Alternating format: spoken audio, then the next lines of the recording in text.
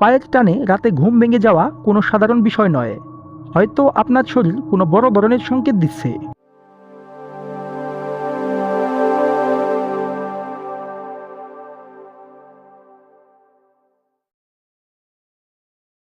অনেকেরই রাতে ঘুমের মাঝে পায়ের পেশিতে তীব্র টান লেগে ঘুম ভেঙে যায় এবং তীব্র ব্যথা অনুভব হয়, ঠিক যেন কেউ টেনে ধরে আছে। তার সাথে পায়ের পিছনের কাপ মাসেলও শক্ত হয়ে যায়। এটাকে মেডিকেল ভাষায় বলা হয় নকট্রানাল লেগ ক্র্যাম্পস। আজ এই ভিডিওতে আমরা জানব কেন এরকম ক্র্যাম্পস ধরে, ক্র্যাম্পস হলে ইন্টারনাল কি করলে আপনি রিল্যাক্স পেতে পারেন, আর কি স্টেপ ফলো করব যাতে ফিউচারে এরকম ক্র্যাম্পস আর না হয়। তার আগে অবশ্যই চ্যানেলটিকে সাবস্ক্রাইব করবেন এবং এই মুহূর্তে যারা ফেসবুক পেজ থেকে দেখছেন তারা অবশ্যই পেজটিকে ফলো করবেন। আমাদের পায়ের পিছনের দিকে একটি বড় মাংসপেশি থাকে যাকে আমরা বলি কাপ মাসেল। দিনভর হাঁটা, দৌড়ানো, সিঁড়ি দিয়ে উঠানামা সব কিছুতেই এই পেশি কাজ করে। আর রাতে যখন মাসেল রিল্যাক্স থাকে তখন আমাদেরই কিছু ভুলে কাপ মাসেল হঠাৎ করে কন্ট্যাক্ট করে, আর তার ফলেই শুরু হয় যন্ত্রণাদায়ক ক্র্যাম্পস। তাই কি কারণে ক্র্যাম্পস হয় সেটা জানাও জরুরি। সবচেয়ে কমন কারণ হলো ইলেকট্রোলাইট ইমব্যালেন্স।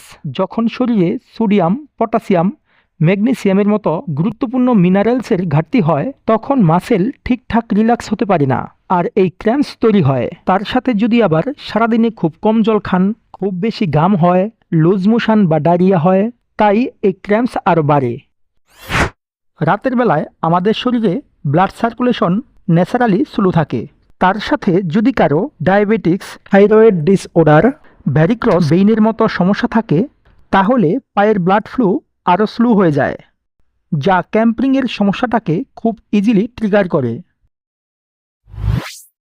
যারা সারাদিন একই পজিশনে অনেকক্ষণ বসে থাকেন, যেমন চেয়ারে একটানা বসে 7-8 ঘন্টা কাজ করা, তাদের কাপ মাসেল অন্যদের থেকে বেশি স্ট্রেস থাকে, তাই ইজিলি ক্র্যাম্প ধরে। আবার যদি শরীরে B6, B12 মতো ভিটামিনের ঘাটতি হয় তাহলে ক্র্যাম্প ধরতে পারে। এছাড়াও কিছু মেডিসিন আছে যেগুলো সেবনের ফলে এরা মাসেল পেইন বা ক্র্যাম্পিংকে ট্রিগার করে। এই কারণগুলোর মধ্যে যদি কোনোটা আপনারও থাকে তাহলে অবশ্যই সতর্ক থাকবেন। এবার আমরা জানব যদি হঠাৎ করে কারো পায়ে ক্র্যাম্প ধরে তাহলে কি করবেন।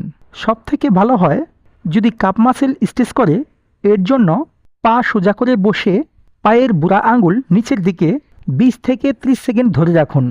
এতে কাপ মাসেলের ফাইবার লম্বা হয় এবং কনস্ট্রাকশনও খুলে যায়। এতেও যদি ঠিক না হয় তাহলে গরম জলের সেক করতে পারেন। এতে পায়ের ব্লাড ফ্লো বাড়ায়, যা ব্যথা কমাতে সাহায্য করে। সাথে যে অংশের মাংসপেশি টান ধরে শক্ত হয়ে গেছে সেখানে হালকা মাসাজ করুন। এবার বলবো যাদের প্রায়ই এরকম সমস্যা হয় তারা কি পদক্ষেপ নিতে পারেন। প্রতিদিন ঘুমাতে যাওয়ার আগে 1 মিনিট ধরে কাপ মাসেল স্ট্রেচ করুন। এর জন্য একটি পা সামনের দিকে সামান্য ভাঁজ করুন, অন্য পাটি পিছনে সোজা করে রেখে গোড়ালি মাটিতে চেপে ধরুন। এবার ধীরে ধীরে শরীর সামনের দিকে ঝুঁকিয়ে রাখুন যতক্ষণ না পর্যন্ত পিছনের পায়ে টান অনুভূতি না হচ্ছে। এই অবস্থায় 20 থেকে 30 সেকেন্ড ধরে রাখুন। এইভাবে দুই পায়েই 2-3 বার করে অভ্যাস করুন।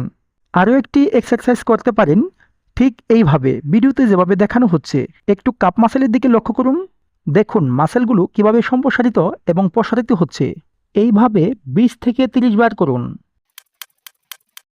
দিনে 8 থেকে 10 গ্লাস জল খান যাতে বডি কিছুতেই ডিহাইড্রেটেড না হয়। যে খাবারগুলিতে ম্যাগনেসিয়াম বেশি থাকে যেমন কলা, পালং শাক, কুমড়ার বীজ, সেগুলো বেশি করে খাবেন। এর সাথে ডাবের জল, কমলা লেবু এরকম ফল খাওয়ার চেষ্টা করুন, কারণ এগুলোতে প্রচুর পরিমাণে পটাশিয়াম থাকে, আর পটাশিয়াম মাসেল ক্র্যাম্পস প্রতিরোধ করে। ঘুমানোর সময় পা সোজা করে রাখুন, কারণ পা বাস করে ঘুমালে ক্র্যাম্পিংয়ের সমস্যা বেশি থাকে। দীর্ঘক্ষণ একভাবে বসে কাজ না করে 1 থেকে 1.5 ঘন্টা পর পর 5 মিনিটের জন্য হাঁটুন। আজ থেকেই যদি এই নিয়মগুলো মেনে চলতে পারেন তাহলে পায়ে টান ধরার সমস্যা অনেকটাই কমে যাবে। তাই আর দেরি না করে শুরু করে দিন। যদি এই ব্যথা নিয়মিত হয় এবং পা ফুলে যায় তাহলে অবশ্যই একজন বিশেষজ্ঞ চিকিৎসকের পরামর্শ নেবেন। আর ভিডিওটা ভালো লাগলে লাইক করুন আর কাছের মানুষদের মধ্যে শেয়ার করুন। কমেন্টে আপনার মূল্যবান মতামত জানান।